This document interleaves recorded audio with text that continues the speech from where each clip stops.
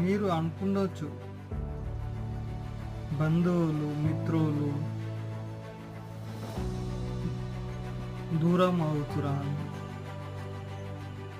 కానీ మీరు ఒక్కటి గ్రహించాలి, బంధువులు కానీ మిత్రులు కానీ ఎవరైనా సరే మనకు దూరం అయినా సరే దేవుడు ఆశీస్సులు మనతో ఎప్పటికీ ఉంటాయి. బంధువులు ఎంత దూరం అయితే దేవుడు మనకు అంత దగ్గర అవుతాడు.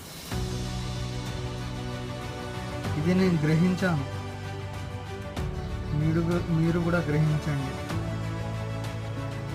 బంధువులు మిత్రులు దూరమైనా సరే దేవుడి ఆశీస్సులు మనతో ఇప్పటికీ ఉంటాయి.